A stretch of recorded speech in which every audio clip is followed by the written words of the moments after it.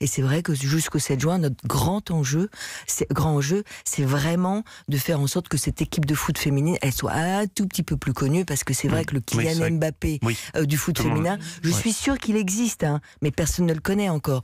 Mais vraiment, nous, on va s'y employer, et je pense que on a la maturité aujourd'hui pour se dire, on a vraiment envie de voir des visages nouveaux.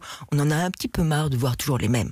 Est-ce qu'en 2015, quand vous avez acquis les droits pour la Coupe du Monde de foot féminine, il y avait beaucoup de concurrence de la part des autres chaînes françaises? Ah oui, clairement. Oui, parce déjà en 2015. Ah oui, parce que c'est vrai que nos concurrents, que ce soit le groupe M6, que ce soit effectivement des chaînes privées, etc., il y a quand même, parce que c'est moins cher.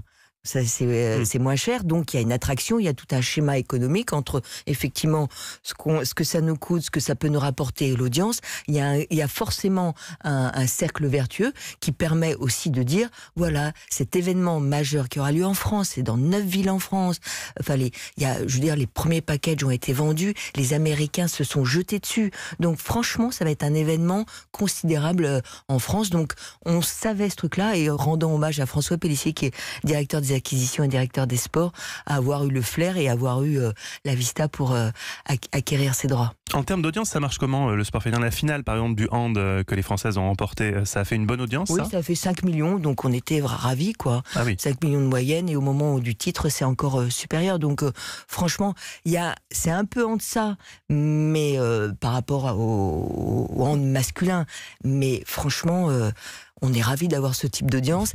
Et puis surtout, c'est la France qui gagne, c'est l'événement, et c'est l'ADN pur de TF1. Il faudrait pour vous que l'équipe de France féminine gagne aussi. Mais en général, on porte chance. Porte chance, oui, c'est vrai. Écoutez, oui, on l'a vu effectivement avec les Bleus, les Bleus masculins.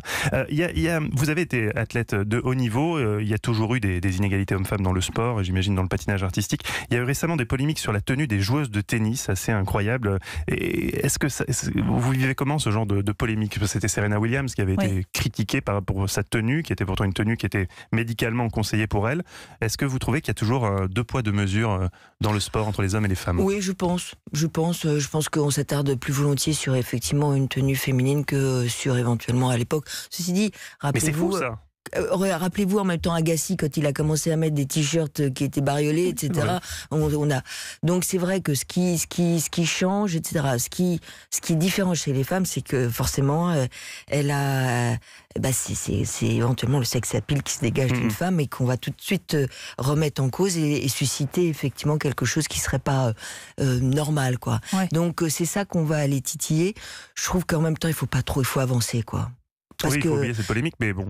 Oui, en même temps, elles sont là. La traiter. Est-ce que vous sensibilisez les commentateurs, justement, pour éviter des types de remarques sexistes ou des choses qui pourraient encore exister dans le commentaire sportif? Est-ce que ça, vous avez besoin de le faire, ou aujourd'hui les mentalités ont suffisamment évolué, il n'y a plus de réflexion un petit peu sexiste? Moi, je pense qu'il faut être vigilant. Les mentalités ont plutôt évolué. C'est vrai que là, en l'occurrence, c'est Grégoire Margoton et Bichette Lizarazu qui vont commenter le foot féminin, parce que justement, on a tenu à ce que il y ait la parité. Il n'y a pas de raison de faire un nouveau binôme de commentateurs, parce que ce seraient des femmes.